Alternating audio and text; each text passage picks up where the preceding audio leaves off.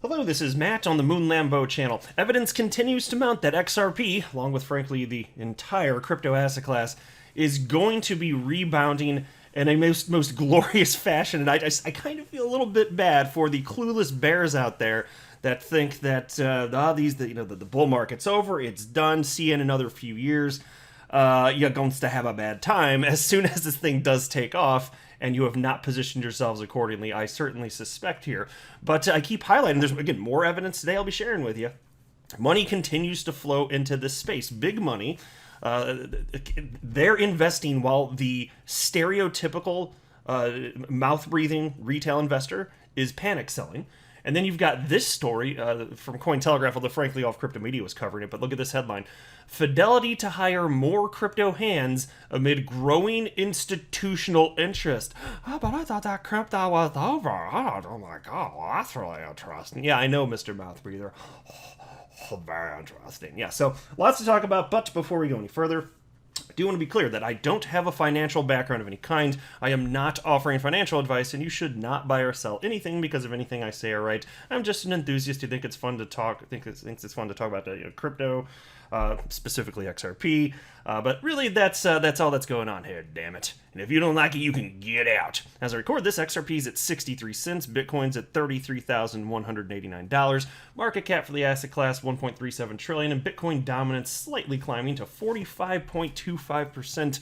These prices are going to look so good in the coming months ahead. I don't know if I'm not pretending to know exactly what the timeline is, but it's going to look good. Looking back on this moment, once this rally continues upwards again, people are going to have tremendous regret. They don't want to buy stuff when it's cheap like it is today. They want to buy things once it's very expensive because they get the feel goods then. It's like everybody else, it's validated. Everybody else is doing it, which unfortunately actually means there's more danger typically, but this is how humans behave. Now, take a look at this. This is from MarketWatch. Dow narrowly misses first close at 35,000. But all three stock indexes log back-to-back record finishes ahead of bank earnings. Now, isn't this something? Because like you've got crypto where it is, and you've got the stock market going bananas right now. In fact, here is a tweet from Leb Crypto, a chart analyst that I shared. This was from July 5th. And he highlighted, this is the S&P 500 specifically, index here. Very organic growth. What can possibly go wrong? If anyone is encouraging you now to invest in the stock markets, that it's up only and low risk, please think otherwise. It's not. And whether it's going to take another year or three, I don't know. All I know is I would not touch this. And look at this chart. It's gone parabolic. And so noted that, again, about a week ago. And the blockchain backer, he actually talked about this in his most recent video just today. Here you can see he tweeted out so many signs for growth in Bitcoin, altcoin market, and XRP price as stock market nears all-time high. And in the blockchain backer, he noted something that I've talked about a number of times on this channel over the years, which is that the crypto asset class, whether you like it or not, and I'm indifferent, I don't really care, it does correlate to what's happening with the stock market. You can easily see, for instance, the most obvious example of this is when stock market tanked in March of last year with the global pandemic. What happened? Well, crypto went right along with it, with Bitcoin leading the charge on down. And so it's just the case here that crypto is at the moment lagging behind with the stock market. It's gone through a correction, but now it's just flying up there. Look at that. It's parabolic. It is parabolic. That's the definition right there. And so if you don't think that the crypto asset class is going to follow, I guess I just encourage you to look at more historical price action, because I would suspect that it would follow. And it's not that the crypto asset class follows the stock market down to the second, the minute, the day of the week, so on and so forth. Just like altcoins, although they do follow Bitcoin, it doesn't mean they follow down to the second, the minute, the day, the week, the month, the quarter, whatever, so on and so forth. You get what I'm saying. It's just if you zoom out on a chart, you can see it. And yeah, so sometimes there are instances where they're very samey, yes, but other times, no, and you really do need to zoom out to see that. But there's no indication that this bubble, although it's forming in the stock market, that there's no indication it's going to imminently pop. In fact, there's probably a lot more room to the upside, many analysts are saying here.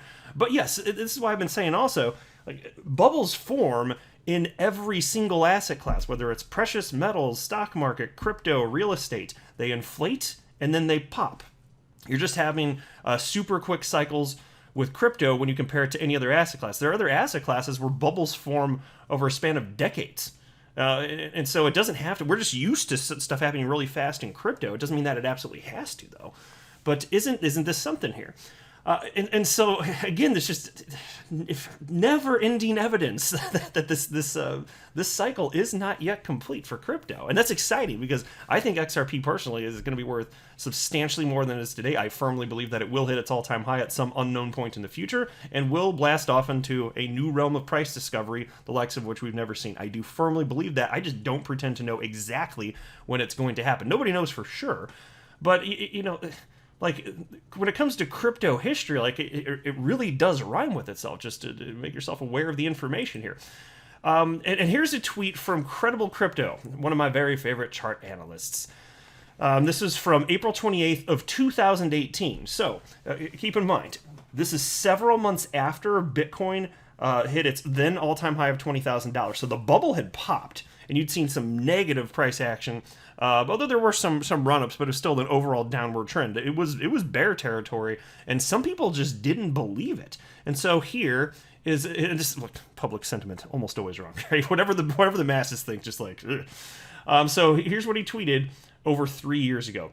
Here it is, guys. My case for a last bull run to the $11,000 to $12,000 levels, this is talking about for Bitcoin, of course, before a sharp and drastic drop down to sub $4,000 levels to officially end this crash. Like and retweet this if you agree with it. Let's save as many of our bull friends as we can, smiley face. And he was absolutely correct. In fact, Bitcoin did crash below $4,000. People said that he was insane back then.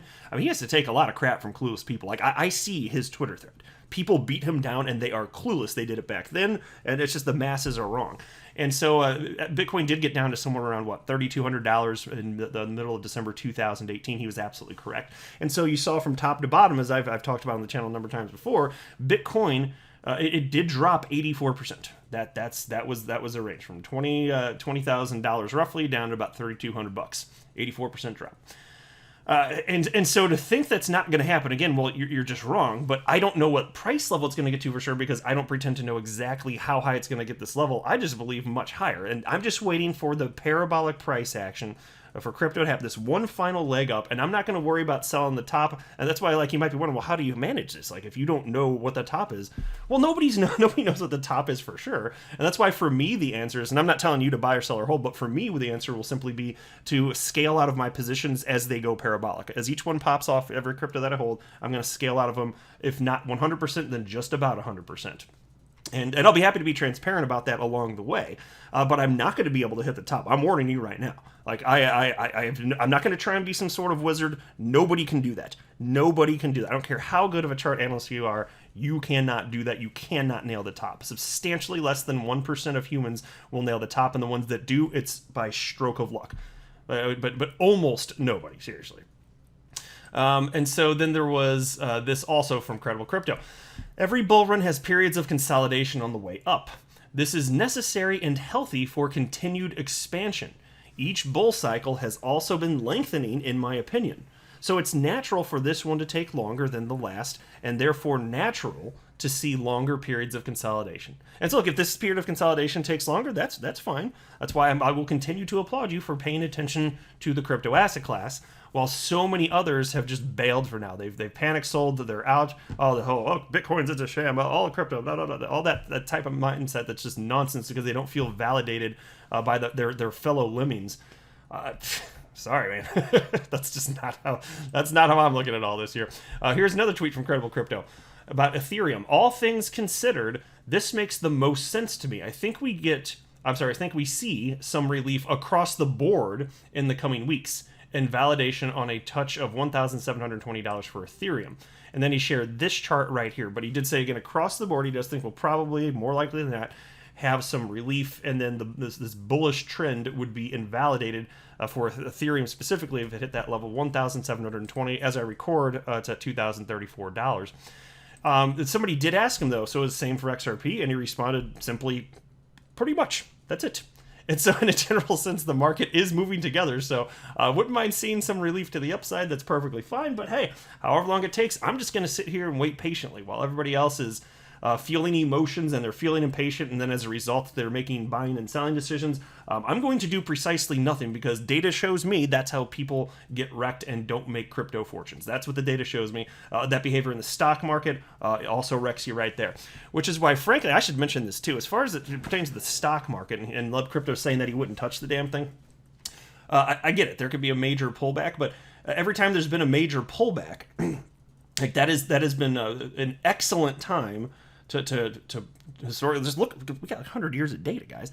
It's been a fantastic time to purchase. So while everybody was panic selling when during the 2008 financial collapse, all those people that sold after their portfolios went down. I can't remember how far down, whether it was 30 or 40%, whatever it was. It's really big. Selling at that time proved to be a horrendous decision. People lost substantial portions of their life savings when really, in hindsight, because we know what happened now, it would have been better to just keep plowing money into it, right into the stock market as people were panic selling by their fear, right? And so for people, though, I will say this, for people, like your typical person, if you can just overcome the emotion, I think like the general best approach, and I subscribe to this, is just not timing the market. Like my whole thing, it's so unsophisticated, but the data shows it just works. It's doing nothing. So like even for the stock market, over the span of your life, like say you start investing in your late teens or early 20s, there are going to be a number of pullbacks over the span of your lifetime. But my gosh, if you just do nothing, data shows you're going to be just fine. If you just keep plowing money into it, whether it goes up, whether it goes down, if you do that, data shows you're good. And so worrying about stuff like this, while he may be very well be correct, and this could be proved to be close to the top, maybe, I don't know, for this bubble that's been forming for the stock market, okay, fine. But I'm just saying, if you have a sufficiently long time frame, none of this matters. And I think that's a better approach. And the data shows that just being more hands-off is what works. It's hard for humans to be hands-off when you see substantial percentages of your net worth that you've been saving for decades crash down. I get it. But data shows acting on that is a horrendous idea. And so I just don't worry about timing this stuff. That philosophy that I have for the stock market, I've carried that over to crypto. My answer is I do nothing. And then if I want to sell to reduce my exposure to a particular asset class because it's too high a percentage of my portfolio for my taste or whatever, well then I'll sell. That's fine. If I want to change my allocations, that's perfectly fine, and that is what I'm planning to do as this next final leg of this rally picks up here. But no, other than that, not interested in timing markets. No, definitely not. It's just if I'm enticed enough to sell, that's what I'm looking for. That's it. Outside of all this crashing stuff, no, I mean, because for all the people that panic sell when the stock market crashed in '08, like, did you really think that the American economy was just going to go away and go to zero? Because that's what you were betting on. If you're selling them, you better believe that. If you're doing that, otherwise, what is functionally wrong with you? And so, for the same people, the same reason here, if you really believe that crypto is crashing now and going to zero, okay, then I could understand. If you really firmly believe that, I don't believe it, but if you believe that, I could totally get why you're selling. But if you don't believe that, what the hell does it matter that it's down over 50% over the last 7 to 8 weeks? Is there literally never going to be a new all-time high ever again? Do you actually believe that? And so again, I don't think that the American economy is going to cease to exist, and I don't think that the crypto asset class is going to zero. So, as a result, I don't care. Now take a look at this from Cointelegraph. Fidelity to hire more crypto hands amid growing institutional interest. Fidelity Digital, the crypto arm of the global asset management giant Fidelity Investments Inc., will reportedly hire more people for its expanding cryptocurrency business. According to Bloomberg on Monday, the company is planning to increase its staff size by about 70% to handle the growing patronage from big money crypto investors. The increased workforce, numbering at least 100, will reportedly be deployed to locations in Salt Lake City, Boston, and Dublin.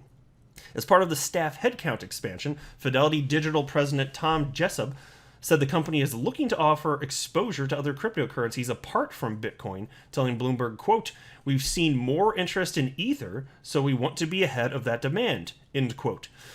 And indeed, institutional interest in Ether has been growing since the start of the year, with investment inflows for ETH-based products even outpacing Bitcoins on some occasions. Apart from diversifying into crypto investment and custody catalog, the recruits will also reportedly help the company extend its operating time in an attempt to offer full-time services for most of the week. Because unlike a legacy trading arena, the crypto market operates 24 hours a day, 7 days a week. And for Jessup, Fidelity Digital needs to upscale its operations to mirror this operating paradigm. And so I don't want to go through the rest of it, but I think you kind of get the gist of it, though. Why are these people doing this specifically right now? Why do we keep seeing that as the typical retail mouth-breathing speculator has been panic selling because they don't know what the hell they're doing? We see big money coming in. We see accounts that are long-term holders snatching up Bitcoin, which leads the market. And we also see Bitcoin being removed from exchanges by large holders. So there's less available. So more money is flowing in, fighting over less Bitcoin. And again, Bitcoin leads the market. There is data to prove on-chain that this is functional, like this is happening. And people want to say that there will never, at any point in the future, actually be a higher, a higher high. I just don't buy it. I just don't buy it. And with my hands-off approach, as I've been describing in this video, even if this doesn't go the way I suspect it will, like let's say that my suspicion is wrong, as is the case for pretty much all the analysts that I follow and respect. Let's say that we're actually in a bear market. My hands-off approach is still better. Like I firmly believe that. So you do whatever you want. I'm just saying my do-nothing approach, it's what almost nobody does, but the data shows the people that do nothing do better. Panic selling, you're not some sort of wizard. You're not going to get it right. The masses are wrong. And so for me, even if we go into a bear market, I'll be like, okay, well, guess I'm accumulating more. It's like, okay, I'm going to go against the grain on that one because data shows me that people don't know what the hell they're doing. And that's not going to change. It absolutely is not going to change. There's just so much opportunity out there. And you do get those people out there like, oh my gosh, yes, but if you just know, and you will get those people that say, yes, you can time the market. Maybe then there's a small percentage maybe that are really good at it. But I'm saying for myself, and I think this is probably true. I know it's true. I feel firmly it's true for the typical person. And again, I'm including myself in this. It's not worth increasing your risk exposure by trying to time markets and sell because you think it's going to go lower and try to buy back. And do you really want to add that risk exposure to your entire net worth when it comes to like stock holdings and crypto? Like, do you really want to add that risk exposure? Because what if you're wrong? And do you want to deal with the stress on top of that when we already know that the data says if you just hold and do nothing, it's probably going to be fine? That's what the data tells us. 100 years of data from the stock market and 12 years or so of data with Bitcoin and the crypto asset class. These people that just they want to time markets, they feel like they're doing all this stuff. It takes one time of being way off and you are wrecked. To me, I am not willing to take on that level of risk. I'm not going to be so greedy that that's what I do, where I'm going to get it a little bit cheaper, especially when it comes to crypto. And you're talking about picking up maybe a few points if you're right, a few extra percentage points. But if you're wrong and this thing goes parabolic and you miss it, like, holy hell, it's just not worth it. You're talking about potentially hundreds, if not thousands of % gains in crypto. This is the norm. And you're going to try and time it to pick up a few extra percentage points because you think you're a wizard?